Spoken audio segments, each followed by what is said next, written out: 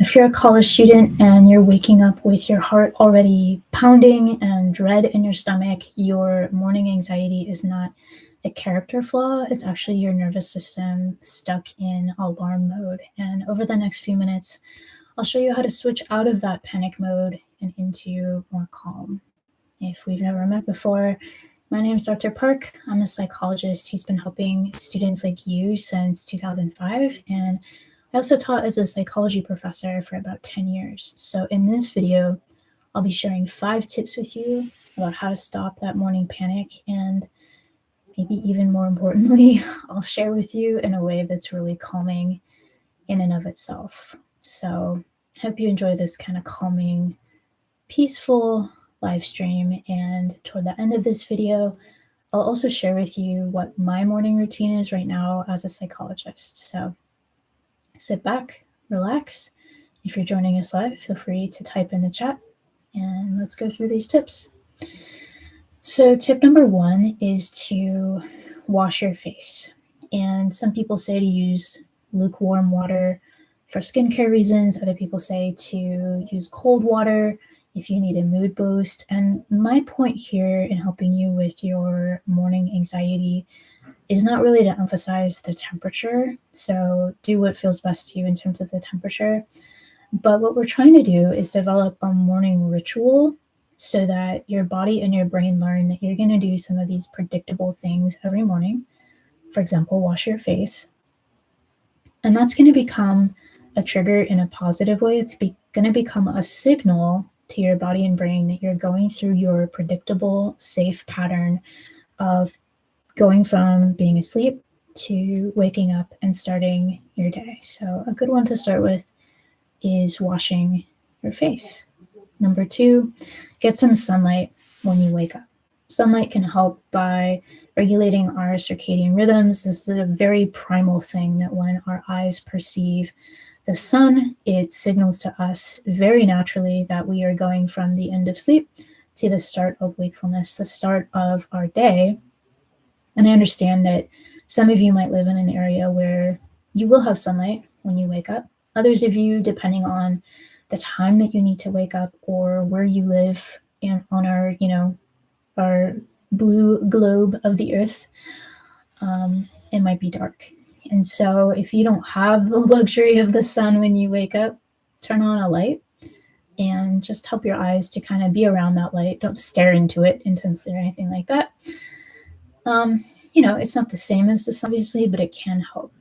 And the point here in terms of getting some sunshine, getting some light, is that we don't want to just lie in bed and let the anxiety consume us. Don't lie in the dark and just feel your heart pounding and, feel your stomach churning and turning over. Even if you're trying to do some deep breathing as you lie in bed, that can be great, but you actually do want to give your body some light so that it knows that you're not under threat in the dark. You are safe. The sun is rising. This happens every morning. And you can signal that to your body by just getting some sunshine or some light. So number 3, if you're someone whose stomach is upset in the morning, which is something that a lot of students have shared with me, even, intense nausea in the morning, consider what your stomach might need. And I understand it's going to be very specific to you and how your stomach feels. I just want you to experiment with what might your stomach need, okay? So for some people, a snack can help. If your stomach will tolerate it, try something really bland like crackers. I have a family member who kind of jokes that his childhood was sponsored by Goldfish crackers because that was the snack that he would eat before school to calm down his stomach. And he kind of said it almost felt like my stomach was kind of acidic when I woke up in the morning. Goldfish crackers became this really fun, calming, bland snack that would help my stomach settle a little bit. Another idea for you is a ginger chew. It's kind of like a little chewy candy, but ginger can have a calming effect on our stomach. So you might want to try that. Maybe some ginger tea if it's decaf. And if you are going to try a snack in the morning, you get extra bonus points if your snack is 20 to 25-ish grams of protein. The reason for that is that protein can help calm cortisol, the stress hormone in our body, by stabilizing blood sugar. I'm not here to demonize cortisol. We need some cortisol and it helps us function in our day. But if you're waking up with really intense morning anxiety, it's one possibility is that cortisol is out of control in that moment. Having some protein can help. Protein contains amino acids, and those can then help regulate the chemical messengers in our brain called neurotransmitters, and those affect our mood and how our nervous system responds to stress. So high protein breakfast examples would be like having an egg scramble for breakfast. I actually had a morning recently where, for reasons unbeknownst to me that were very mysterious, I woke up and had a lot of anxiety, which is not typical for me at all. And I just ate a chocolate protein bar, a Quest protein bar. And I was amazed actually how that really helped my system calm down, and I felt much better afterward. So that's tip number 3 for you. Tip number 4 is to be really careful about caffeine. I'm a big fan of coffee and tea. I'm not here to take anything away from you. However, if you struggle with morning anxiety, we need to have like an honest talk here about caffeine. Try to have a little less caffeine in the morning if you can. And so this could take many forms. It might mean that you drink decaf coffee, decaf tea. It might mean you try half calf. So sometimes I've done half calf by, you put in like a scoop of caffeinated and a scoop of decaf. That's how you do half calf. That's in my Chemex in case there's other coffee paraphernalia nerds out there listening to this. But another idea, there's this mushroom tea that I've tried called Tea-Chino. I'm not like affiliated with them at all. I'm just giving you options here.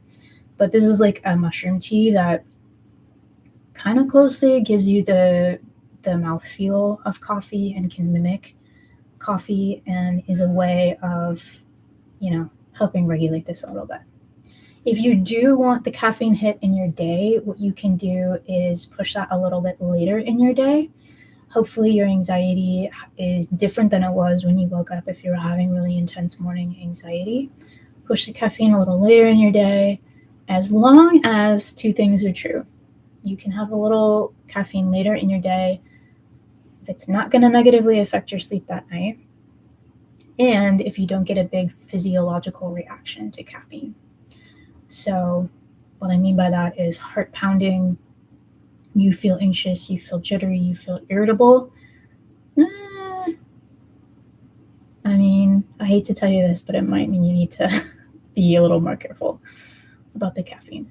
You didn't hear it from me, but caffeine, that is kind of signaling that you might be a little more caffeine sensitive right now and need to be careful about it, as much as I hate to say that as a coffee fan myself. So our 5th tip is that people will tell you to stay off your phone in the morning. If you can stay off your phone entirely in the morning, more power to you. Please do that. That can be great because you're not shocking your system through your eyeballs by having a bright light. Even if you turn your blue light down on your phone, you're still getting a lot of stimulus in there in terms of like, oh my gosh, what are these notifications? What is this? What is that? What's going on in the world? And so if you can stay off your phone entirely, do that. But we can also take a more nuanced approach to that to say, if it's hard to stay off of your phone, here's what you can do. And this is going to require some more discipline. You can go on your phone, but stay away from things that are going to spike your anxiety or are asking for a response. So that could be like text messages, DMs, emails, social media. And I'm talking about the morning, right? I'm not talking about all day. In the morning, don't look at things that are going to get your mind into a negative tailspin. For example, the news. And this is just a really vulnerable, emotional razor's edge in the morning. It's a very vulnerable time for us. And so we're not firing on all cylinders, and we're not really at capacity yet to handle things like, oh, you got that message from someone, oh, this other thing is going on. So don't introduce threats. And I know threats is a big word, but all I mean by that is like, oftentimes looking at the news is a threat.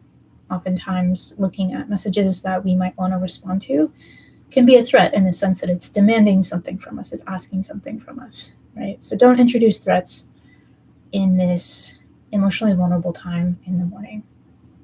And the usual rule applies of garbage in, garbage out.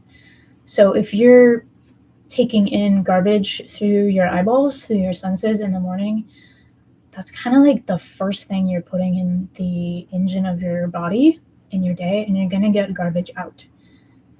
Feed your mind, feed the eyes of your heart with things that will uplift you, that will center you, that will inspire you, and that can actually set a positive tone for the rest of your day.